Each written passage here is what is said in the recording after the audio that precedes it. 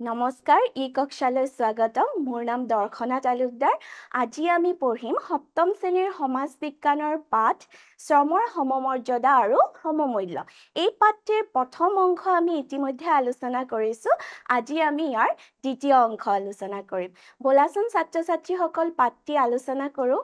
ছাত্ৰ ছাত্ৰীসকল এই পাঠটিৰ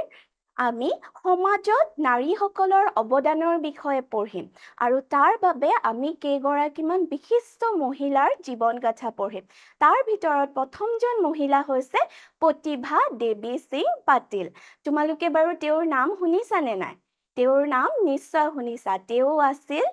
ভাৰতৰ প্ৰথমজন মহিলা ৰাষ্ট্ৰপতি এয়া তেওঁৰ ফটোখন আৰু তেওঁৰ জন্ম হৈছিল 1934 চনৰ ডিচেম্বৰত মহাৰাষ্ট্ৰ ৰাজ্যৰ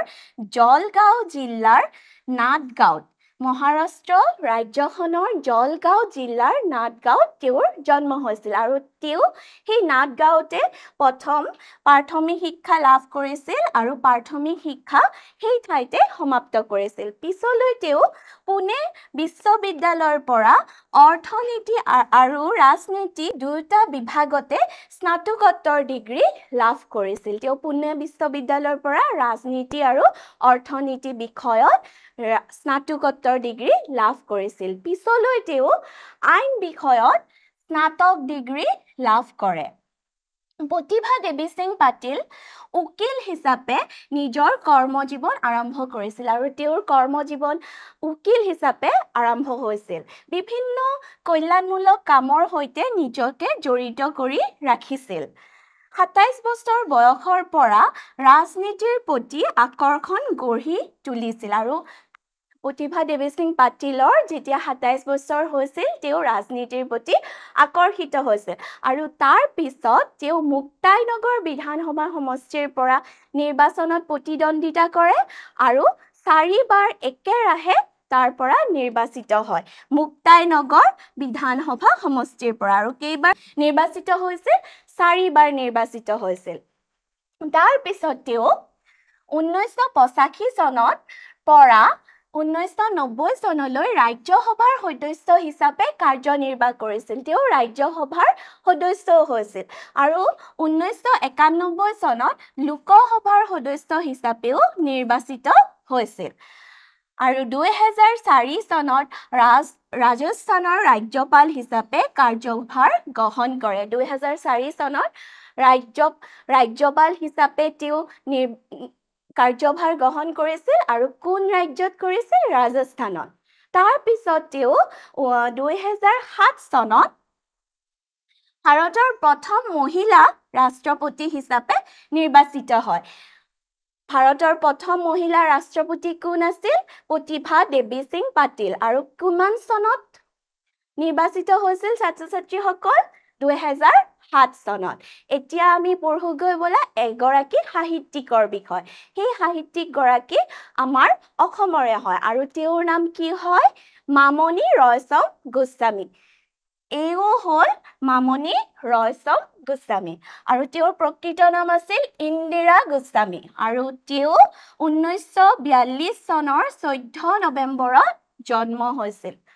অসমত জন্ম হৈছিল অসমৰ আছিল যিহেতু তেওঁ অসমত জন্ম হৈছিল শ্বিলঙৰ পাইন মাউণ্ট স্কুলত স্কুলীয়া জীৱন আৰম্ভ কৰিছিল আৰু 13 বছৰ বয়সৰ পৰাই তেওঁ সাহিত্য অধ্যয়নত নিয়োজিত হৈ আছিল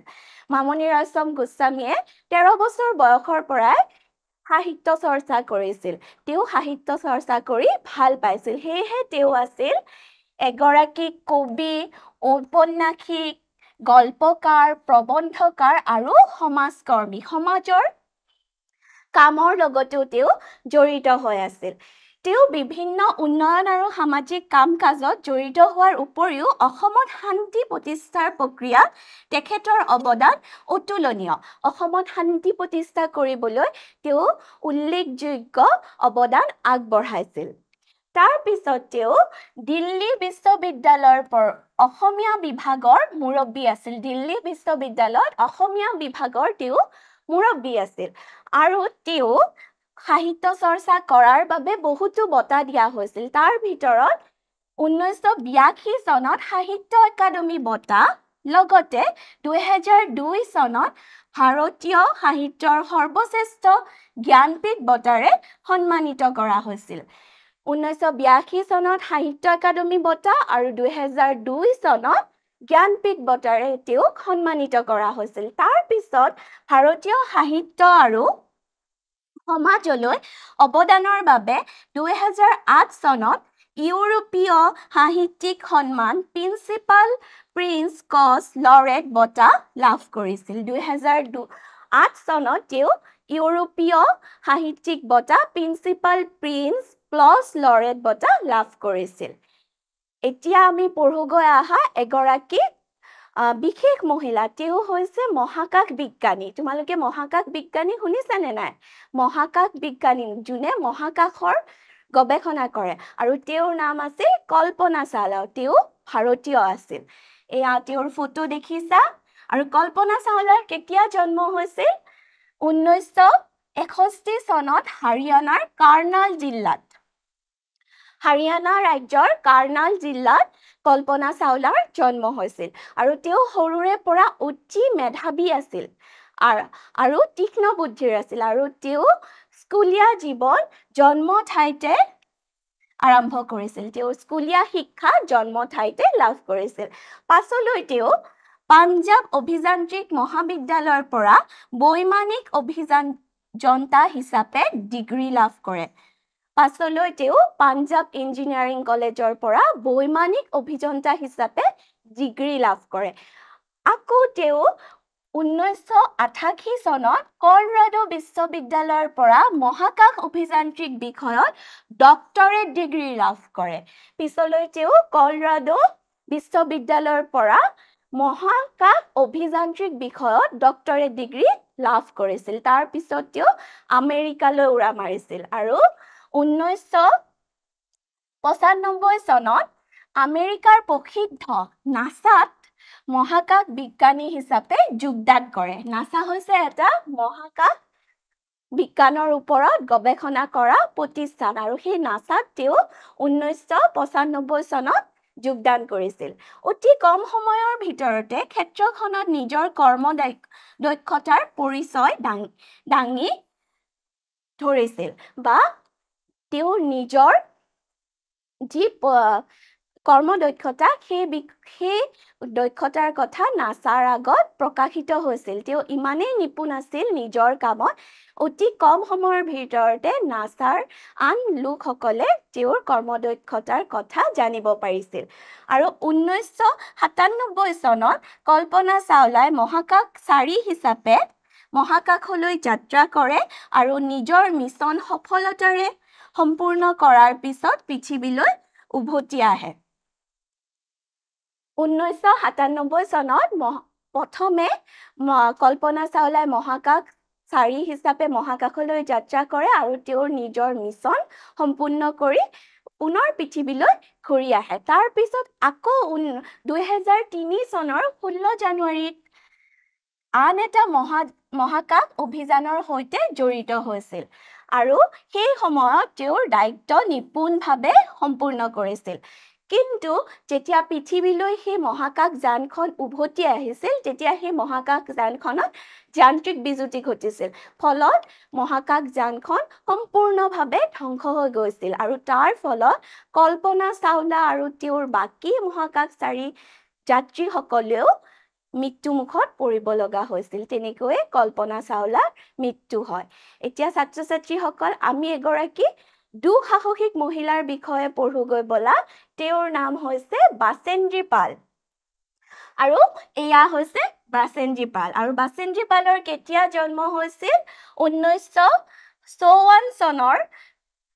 গাৰোৱালৰ এখন ভিতৰুৱা গাঁৱত বাসেন্দ্ৰী পালৰ জন্ম হৈছিল 1954 চনত বাসেন্দ্ৰী পালৰ জন্ম হৈছিল আৰু বাসেন্দ্ৰী পাল অতি চোকা বুদ্ধিৰ ছোৱালী আছিল লগতে শৈশৱৰ পৰা তেওঁ কঠোৰ পৰিশ্ৰমী আৰু দুঃসাহসিক কামৰ প্ৰতি আগ্ৰহী আছিল দুঃসাহসিক কামবোৰ কৰি তেওঁ ভাল পাইছিল সেই কাৰণে তেওঁ 12 বছৰ বয়সতে কেইবাগৰাকী লগৰীয়াৰ সৈতে 12,130 ফুট উচ্চতাৰ সিংহ এটাত আৰোহণ কৰিছিল 12 বছৰ বয়সত 12,130 ফুট উচ্চতাৰ এটা সিংহ তেওঁ আৰোহণ কৰিছিল আৰু সেই সিংহটো আৰোহণ কৰাৰ পিছত সেইদিনাখন প্ৰতিকূল বতৰৰ বাবে সেই সিংহটোত ৰাতি থাকিবলগীয়া হৈছিল আৰু তেওঁৰ লগত উপযুক্ত খাদ্য আৰু গৰম কাপোৰৰ অভাৱ আছিল পাছলৈ তেওঁ কলেজীয়া জীৱনত ৰাইফল শ্বুটিং কৰি প্ৰথম পুৰস্কাৰ লাভ কৰিছিল কলেজত যেতিয়া পঢ়িছিল তেওঁ ৰাইফল শ্বুটিংও কৰিছিল আৰু তেওঁ প্ৰথম পুৰস্কাৰো লাভ কৰিছিল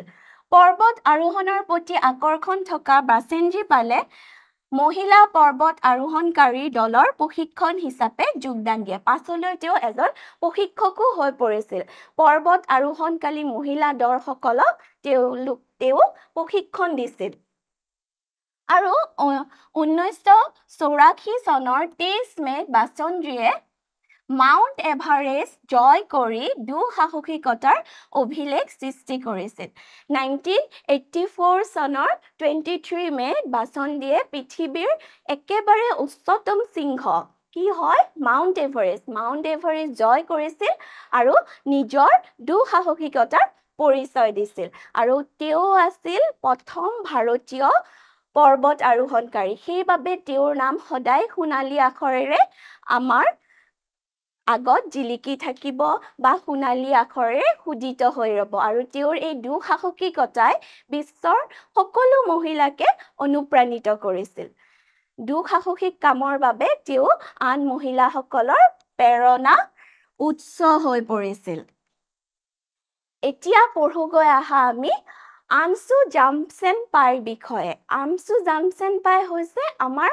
চুবুৰীয়া ৰাজ্য অৰুণাচলৰ এগৰাকী যুৱতী আৰু তেওঁ অতি কম সময়ৰ ভিতৰত দুবাৰকৈ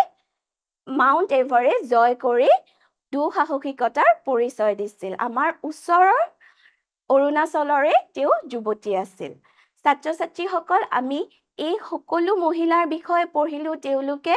সকলোৱে নিজৰ নিজৰ কৰ্মস্থানত পাৰদৰ্শিতা দেখুৱাইছে হয়নে এতিয়া চোৱা এই মহিলাসকল ওপৰত উল্লেখ কৰা মহিলাসকল কঠোৰ পৰিশ্ৰমী আৰু অসাধাৰণ হয় তেওঁলোকৰ বুদ্ধিমত্তা আৰু আত্মবিশ্বাসৰ দ্বাৰা সকলো বাধা অতিক্ৰম কৰি উজ্জ্বলি উঠিছে এই মহিলাসকল আমি যাৰ কথা পঢ়িলো তেওঁলোক কঠোৰ পৰিশ্ৰমী আৰু আত্মবিশ্বাসী হয় লগতে তেওঁলোকক চোকা বুদ্ধিৰ অধিকাৰীও হয় আৰু আজিকালি পৃথিৱীৰ প্ৰতিগৰাকী মহিলাই নিজৰ প্ৰতিভাৰ পৰিচয় দিবলৈ পুৰুষৰ সমানে আগবাঢ়ি আহিছে আজিকালি পৃথিৱীখনৰ প্ৰত্যেকগৰাকী মহিলাই নিজৰ প্ৰতিভাৰ পৰিচয় দিবলৈ পুৰুষৰ সমানে আগবাঢ়ি অহা দেখা গৈছে আমাৰ দেশত এফালে লক্ষ্মী লাকৰাই ৰেলৰ ইঞ্জিন চলাই আছে লক্ষ্মী লাকৰাই ৰেলৰ ইঞ্জিন চলাইছে আৰু আনফালে সৰলা থাকৰেলে এখন বিমান চলাই অভিলেখ গঢ়িছে আজিকালি মহিলাই সকলো কাম কৰিব পাৰে বিমানো চলাব পাৰে ৰেলো চলাব পাৰে হয়নে ছাত্ৰ ছাত্ৰীসকল এতিয়া বিভিন্ন ক্ষেত্ৰত মহিলাৰ ভূমিকাৰ কথা পঢ়ো আজিকালি আমাৰ অৰ্থনৈতিক ক্ষেত্ৰৰ লগতে সকলো ক্ষেত্ৰতে মহিলাই নিজৰ প্ৰতিভা দেখুৱাবলৈ সক্ষম হৈছে তাৰ ভিতৰত কৃষি ক্ষেত্ৰ উদ্যোগ ক্ষেত্ৰ আৰু অন্যান্য ক্ষেত্ৰতো মহিলাই পাৰদৰ্শী ভূমিকা পালন কৰিছে হয়নে লগতে আমাৰ দেশৰ ছোৱালীবিলাকে ক্ৰীড়া জগততো নিজৰ নাম উজ্বলাবলৈ সক্ষম হৈছে ইয়াত তোমালোকে কেইগৰাকীমান মহিলা খেলুৱৈৰ ছবি দেখিছা তেওঁলোকৰ ভিতৰত এইগৰাকী হৈছে সানিয়া মিৰ্জা এইগৰাকী হৈছে আমাৰ ওচৰৰ ৰাজ্য মণিপুৰৰ মেৰী কম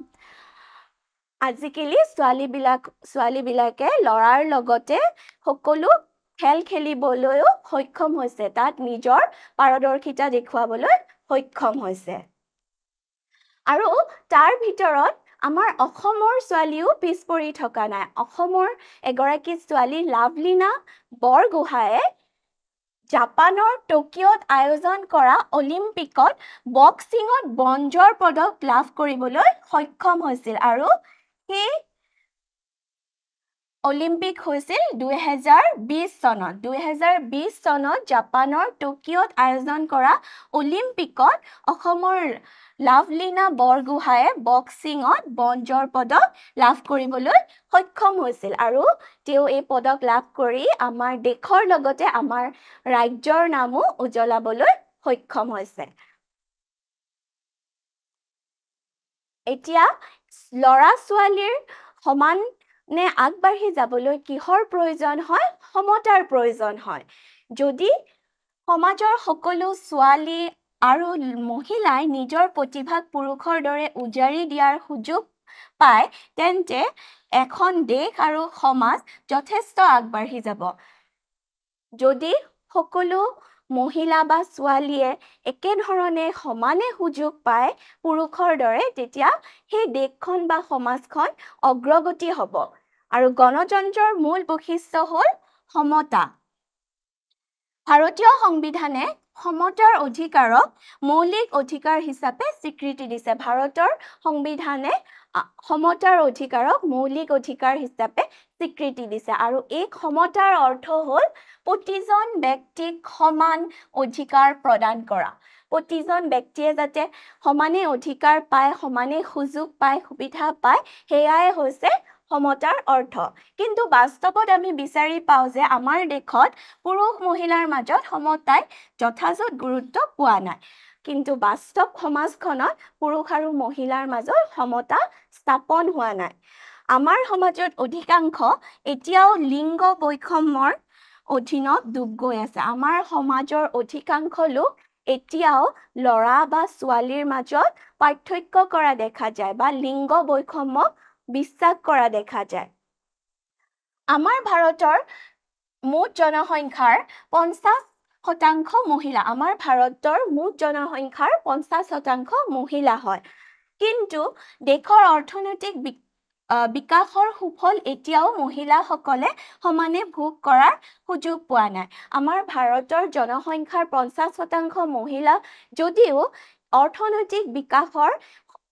সুফলবোৰ বা সুবিধাবোৰ মহিলাসকলে এতিয়াও সমানে ভোগ কৰিব পৰা নাই মহিলাই পুৰুষৰ দৰে সমানে দেশৰ অৰ্থনৈতিক কাৰ্যকলাপৰ লগত জড়িত নহ'লে মুঠ ঘৰুৱা উৎপাদন গ্ৰছ ডমেষ্টিক প্ৰডাক্ট বৃদ্ধিৰ কল্পনা কৰিব নোৱাৰি যদি আমাৰ দেশৰ মহিলাই পুৰুষৰ দৰে সমানে সুযোগ সুবিধা নাপায় অৰ্থনৈতিক কাৰ্যকলাপবিলাকৰ লগত জড়িত হ'ব নোৱাৰে তেতিয়া আমাৰ দেশৰ মুঠ ঘৰুৱা উৎপাদন বৃদ্ধি হোৱাটো আমি কল্পনাও কৰিব নোৱাৰো সেয়েহে সকলো পুৰুষ মহিলাকে সমানে সুবিধা প্ৰদান কৰাটো আমাৰ দেশৰ চৰকাৰৰ দায়িত্ব হয় পুৰুষ আৰু মহিলা উভয়ৰে মৰ্যাদা আৰু পাৰস্পৰিক সহযোগিতাই উন্নয়নৰ পথ মসৃণ কৰি তুলিব পাৰে পুৰুষ আৰু মহিলাই যদি সমানে মৰ্যাদা পায় আৰু তেওঁলোকৰ মাজত পাৰস্পৰিক সহযোগিতা থাকে এজনে আনজনক সহায় কৰে তেতিয়া আমাৰ দেশখনৰ উন্নয়নৰ পথ মসৃণ হৈ যাব বা উন্নয়নৰ পথবোৰ সুচল হৈ যাব এখন দেশ আৰু ইয়াৰ জনসাধাৰণৰ কল্যাণৰ বাবে পুৰুষ আৰু মহিলা উভয়ে সমানে দায়বদ্ধ এখন দেশ আৰু সেই দেশখনৰ জনসাধাৰণৰ বাবে পুৰুষ আৰু মহিলা সমানেই দায়বদ্ধ হয় সমানেই তেওঁলোকৰ দায়িত্ব আছে গতিকে পুৰুষতকৈ নাৰী দুৰ্বল বুলি ভবাৰ বা বিবেচনা কৰাৰ কোনো থল নাই পুৰুষতকৈ নাৰী কোনো ধৰণে দুৰ্বল নহয় আৰু আমি দুৰ্বল বুলি ভাবিবও নালাগে এতিয়া আমি পঢ়ো আহা সমতাৰ বাবে চৰকাৰী পদক্ষেপ চৰকাৰেনো সমতা স্থাপনৰ বাবে কি কৰিছে সেই বিষয়ে পঢ়ো আহা এই সমস্যাটোক শীৰ্ষ অগ্ৰাধিকাৰ দি আমাৰ চৰকাৰে ছোৱালী শিক্ষাৰ প্ৰসাৰক বহুত গুৰুত্ব দিছে আমাৰ চৰকাৰখনে ছোৱালী শিক্ষাৰ প্ৰসাৰক অধিক গুৰুত্ব দিয়া দেখা গৈছে তেওঁলোকে বহুতো আঁচনি বা অভিযান হাতত লৈছে তোমালোকে বাৰু শুনিছানে নাই বেটি বাচাও বেটি পঢ়াও অভিযানৰ বিষয়ে তেনেকৈ বহুত অভিযান বা আঁচনি হাতত লৈ ছোৱালী শিক্ষাৰ প্ৰসাৰক চৰকাৰে গুৰুত্ব দি আহিছে চৰকাৰে মহিলা সবলীকৰণৰ বাবেও সুবিধা প্ৰদান কৰিছে চৰকাৰে মহিলাসকলৰ সবলীকৰণৰ ওপৰতো বহুতো সুবিধা প্ৰদান কৰা দেখা গৈছে চৰকাৰে ঘৰত আৰু কৰ্মক্ষেত্ৰ দুইটাতে ছোৱালী আৰু মহিলাক নিৰাপত্তা প্ৰদানৰ বাবে আইন প্ৰণয়ন কৰিছে মহিলা বা ছোৱালীসকল যাতে ঘৰত বা কৰ্মক্ষেত্ৰ দুইটা ঠাইতে যাতে নিৰাপদ অনুভৱ কৰিব পাৰে সেইবাবে তেওঁলোকৰ নিৰাপত্তাৰ বাবে আইন প্ৰণয়নো চৰকাৰে কৰা দেখা গৈছে ছোৱালীক ঘৰুৱা কামৰ বোজাৰ পৰা মুক্ত কৰি শ্ৰেণীকোঠাৰ শিক্ষা লাভ কৰাৰ সুযোগ প্ৰদান কৰাটো চৰকাৰৰ এক প্ৰশংসনীয় পদক্ষেপ চৰকাৰে শিক্ষাৰ আইনৰ সহায়ত ঘৰুৱা কামৰ পৰা মুক্ত কৰি ছোৱালীসকলক শ্ৰেণীকোঠাৰ শিক্ষা যাতে লাভ কৰিব পাৰে সেইবাবেও বহুত আঁচনি গ্ৰহণ কৰিছে আৰু সেইটো চৰকাৰৰ এক প্ৰশংসনীয় পদক্ষেপ বুলি আমি ক'ব পাৰোঁ আমাৰ ৰাজ্য চৰকাৰে কন্যা সন্তানৰ সবলীকৰণৰ বাবেও বিভিন্ন আঁচনি গ্ৰহণ কৰিছে আমাৰ ৰাজ্য চৰকাৰেও কন্যা সন্তানৰ সবলীকৰণৰ বাবে বিভিন্ন আঁচনি গঠন কৰিছে আৰু সেই আঁচনিসমূহৰ উদ্দেশ্য হ'ল ল'ৰা সন্তানৰ সমানে কন্যা সন্তানো যাতে সকলো দিশত উন্নতিৰ পথত আগুৱাব পাৰে সেই আঁচনিসমূহৰ উদ্দেশ্য হৈছে ল'ৰা সন্তানৰ সমানেই যাতে আমাৰ অসমৰ ছোৱালীসকলেও সকলো দিশত সমানে আগবাঢ়ি যাব পাৰে সেই উদ্দেশ্য আগত ৰাখিয়ে চৰকাৰে কন্যা সন্তানৰ সবলীকৰণৰ বাবে আঁচনি গ্ৰহণ কৰিছে সামগ্ৰিকভাৱে আমি জনা উচিত যে আমাৰ সমাজৰ ছোৱালীবোৰ ল'ৰাবোৰৰ দৰেই কঠোৰ পৰিশ্ৰমী আৰু বুদ্ধিমান হয় আমি সকলোৱে জানো ছোৱালীবোৰো ল'ৰাবোৰৰ দৰে বুদ্ধিমান হয় আৰু লগতে কঠোৰ পৰিশ্ৰমীও হয় ঠিক সেইদৰে মহিলাসকলো পুৰুষৰ সমানেই দূৰদৰ্শী আৰু দায়িত্বশীল মহিলাসকলো দূৰদৰ্শী হয় আৰু নিজৰ কামৰ প্ৰতি তেওঁলোক দায়িত্বশীলো হয় প্ৰয়োজন মাথো সমান মৰ্যাদাৰ আৰু সমান সুবিধাৰ আমাৰ ল'ৰা ছোৱালীৰ মাজত সমতা স্থাপন কৰিবলৈ মাথো প্ৰয়োজন কি সমান মৰ্যাদাৰ আৰু সমান সুবিধাৰ পুৰুষ মহিলাই যাতে উভয়ে সমান মৰ্যাদা আৰু সমান সুবিধা পায় সেই বিষয়ে আমি নিশ্চিত কৰিব লাগে এই বৈষম্য যিমানেই সোনকালে আঁতৰাই পেলোৱা হ'ব সিমানে আমাৰ সমাজৰ অগ্ৰগতি দ্ৰুত হ'ব এই লিংগ বৈষম্য যিমানেই সমাজৰ পৰা আঁতৰাই পেলোৱা হ'ব সিমানেই সমাজখন উন্নতিৰ পথত আগবাঢ়িব বা সমাজখনৰ অগ্ৰগতি দ্ৰুত হ'ব ছাত্ৰ ছাত্ৰীসকল তোমালোকে এই পাঠ্যৰ পৰা নাৰীৰ অৱদানৰ বিষয়ে পঢ়িলা লগতে সমতাৰ যে প্ৰয়োজন আছে আমাৰ সমাজত সেই বিষয়ে পঢ়িলা বা বুজি পালা এতিয়া ছাত্ৰ ছাত্ৰীসকল এই পাঠ্যৰ ভিত্তিত কেইটামান প্ৰশ্ন আনিছো সেইকেইটা কৰো আহা মামণি ৰয়ছম গোস্বামীয়ে ডেশ চনত জ্ঞানপীঠ বঁটা লাভ কৰিছিল মামণি ৰয়ছম গোস্বামী এগৰাকী সাহিত্যিক আছিল আৰু তেওঁ কিমান চনত জ্ঞানপীঠ বঁটা লাভ কৰিছিল 2002 চনত এতিয়া দ্বিতীয় প্ৰশ্নটোলৈ আহো বলা প্ৰতিভা দেৱী সিং পাটিলে ডেশ চনত ভাৰতবৰ্ষৰ ৰাষ্ট্ৰপতি হিচাপে নিৰ্বাচিত হৈছিল প্ৰতিভা দেৱী সিং পাটিল ভাৰতৰ প্ৰথম মহিলা ৰাষ্ট্ৰপতি আছিল আৰু তেওঁ কিমান চনত নিৰ্বাচিত হৈছিল 2007 চনত ছাত্ৰ ছাত্ৰীসকল এই পাঠটি ইমানতেই সামৰণি পৰিলে আশা কৰোঁ তোমালোকে পাঠটি বুজি পাইছা এতিয়ালৈ এৰিছো ধন্যবাদ